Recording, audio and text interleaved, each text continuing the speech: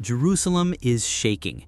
In the stillness of night, the Mount of Olives, the very ground where Jesus once prayed, wept, and ascended, has cracked wide open. Not a tremor, not an earthquake, but a clean split running east to west, exactly as the prophet Zechariah foretold. Scientists are baffled. Authorities are silent, but prophecy is roaring louder than ever. Could this be the first step toward the greatest event in human history? In the silence of night, the Mount of Olives split open without warning. No sirens, no rumble, no natural buildup of tension in the earth. One moment, the ancient hill stood unbroken. The next, a scar ran straight across its face. A flawless fracture, stretching from east to west, cutting the mountain with eerie precision. This was no ordinary tremor. Seismologists have searched the data. No earthquake was recorded. No fault lines shifted. No tectonic plates collided. The earth opened as if on command. And yet this exact event is written in prophecy. Zechariah 14:4 declares, "On that day his feet will stand on the Mount of Olives, east of Jerusalem, and the Mount of Olives will be split in two from east to west, forming a great valley." The prophecy is not just ancient poetry. It is now etched into the land itself. Satellite images confirm what eyewitnesses already knew. The mountain has cracked along a perfect line, a valley forming in real time. Israeli authorities rushed to seal the site. Barriers went up, flights were canceled, journalists were blocked, but fragments of footage slipped through. Shaky phone videos show a golden glow pulsing from the fracture. Voices whisper in shock. The question spreads like fire across the world. If this is not a natural disaster, then what is it? For centuries, the Mount of Olives has stood as more than stone and soil. It is a stage where heaven and earth meet, a mountain soaked in tears, prayers, betrayal, and glory. David climbed it barefoot, weeping as he fled from the son Absalom. Solomon corrupted it with altars to foreign gods. Jesus walked its paths, taught of the end times, prayed in agony at Gethsemane, and ascended into heaven before astonished eyes. Every meter of this mountain is history carved in sacred flesh. And now that history has split open. What once seemed distant and symbolic suddenly feels near and tangible. The words of the prophet are not echoing from a dusty scroll, but roaring across the land itself. The Mount of Olives will be split in two from east to west, forming a very great valley. Zechariah's vision, long recited in synagogues and churches, is no longer theory, it is terrain. Scientists may measure the crack, but prophecy interprets it. Geologists admit they cannot explain a rupture this symmetrical without seismic cause. Believers, however, see no confusion. To them, this is not random, it is divine precision. And yet, the crack was not the only sign. Those who stood near the mountain that night claim they witnessed something that chills the spine and stirs the soul. Eyewitnesses say the crack did not come in silence. It came with a sound they had never heard before. Not the roar of shifting rocks, not the thunder of collapsing earth. It was deeper, older, like the earth itself exhaled after holding its breath for millennia. Some described it as a roar, others as a hum, but many agreed it carried the tone of trumpets. Not man-made horns, not echoes of metal, but something unearthly, a sound that seemed to call from another realm. Then came the light. From deep within the fracture, a glow rose upward, golden, pulsing, alive. It wasn't sunlight. It wasn't artificial. Cameras from nearby rooftops captured it spilling into the night, as if the earth itself had been hiding a radiant fire. Witnesses whispered it looked alive, breathing like a heart, throbbing with an eternal rhythm. The reports spread fast. A security guard on patrol swore he felt the ground vibrate like a living creature beneath his feet. A tourist described falling to her knees as the glow washed over her, weeping without knowing why. Videos leaked online show the light shifting, swelling, and then vanishing as suddenly as it came. The question is unavoidable. Was this geology, or was it glory? The official silence could not drown the voices of those who were there. A security guard named Mahmoud, stationed on a nearby road, described the moment the earth broke. He said it was like a zipper being pulled apart from nothing. The rocks did not crumble. They parted, as if obeying a command.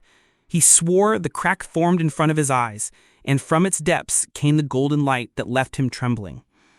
A young tourist from Brazil collapsed in tears as the glow washed across the hillside.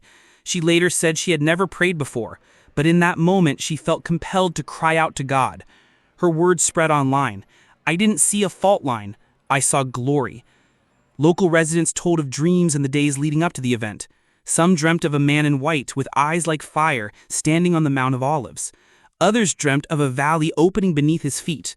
When the mountain cracked, they felt their dreams had come alive. Even soldiers assigned to guard the site whispered of strange things: equipment failing without cause, drones dropping from the sky, shadows moving against the light. These were not reports meant for the press, but confessions shared in hushed tones. And still, the most unsettling testimonies were yet to come. The Mount of Olives has always been more than geography. It is a prophetic clock, marking moments of sorrow, rebellion, and redemption. Nearly 3,000 years ago, David climbed its slopes in tears, betrayed by his own son. Centuries later, Solomon defiled it with altars to false gods. And 2,000 years ago, Jesus himself walked those paths, teaching of the end, weeping for Jerusalem, praying in agony, and finally ascending into heaven before astonished eyes. Now, as the ground itself splits, the mountain seems to mark another chapter. Believers around the world see it as a sign that time is running short. Zechariah's prophecy speaks of a valley opening from east to west, and now satellite images confirm it. The fracture follows the exact line described in Scripture. Coincidence, or the unfolding of divine promise? To scientists, the crack is unexplainable. To skeptics, it's a geological fluke.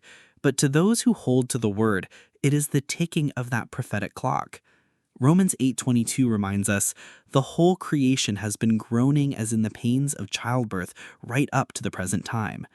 Perhaps this is creation's cry, announcing that the return of the King is drawing near. But prophecy never unfolds quietly. With signs of light and trumpet-like sounds already reported, what comes next may shake not only Jerusalem, but the entire world. What happened on the Mount of Olives has not remained a local mystery. Its ripples have stretched far beyond Jerusalem. Across the world, churches are erupting in prayer vigils. Social media timelines overflow with shaky clips of the glowing crack, shared with captions like, "Zechariah 14 is here," and "The King is coming." Pastors in South Korea, Brazil, and the United States report that congregations are breaking into spontaneous weeping as they watch the footage. A Korean missionary in Jerusalem described a dream where Jesus walked toward the cracked mountain, each step making the earth bow beneath him. When he awoke, he said it felt more real than life itself. Even those outside the church are stirred. Journalists whisper about a silence from the top as major outlets avoid the story. Meanwhile, scientists quietly admit they are at a loss. A symmetrical split without seismic activity does not fit their models. It's as if the ground responded to a command, one geologist confessed anonymously. Theories swirl online, everything from military experiments to alien activity. But for millions, there is no debate. They see Scripture written across the soil of Jerusalem. And that realization is sparking not only awe, but fear. Because if prophecy is unfolding before our eyes, what comes next will change the world forever. As the crack widens and the world debates, many spiritual leaders sense something deeper is unfolding, something unseen. An Orthodox priest in Jerusalem confessed, "I have prayed here for 40 years, but never have I felt the weight of eternity like I do now." He described the atmosphere on the Mount of Olives as thick, charged, as if two invisible forces were staring each other down. Soldiers guarding the perimeter whisper of strange disturbances, equipment failing without cause, drones crashing into unseen barriers, and shadows that seem to move in defiance of light. Some claim to hear voices in languages they do not recognize, words that carry no earthly dialect. Others speak of translucent figures appearing briefly on security footage, walking the slopes of the mountain as if waiting. These are not the details reported on news channels, but testimonies seeping out from those close to the ground. To them, this is not simply a geological event, it is a spiritual battleground. Revelation 12 reminds us of a war in heaven between Michael and the dragon. Could the crack on the Mount of Olives signal that this war is shifting to the earth? If so, then this is no longer just a sign for Israel. It is a warning to the nations. The final confrontation may already be stirring.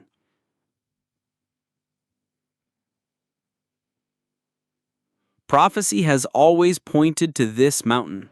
Zechariah foresaw it splitting in two. Acts 1 tells us the Messiah ascended from here and will return in the same way. And now, as the crack slices through the Mount of Olives, some believe it is not just a rupture. It is a preparation, a corridor carved by heaven itself. From above, satellite imagery reveals the fracture forming a direct line toward the Temple Mount. To many, this alignment is no accident.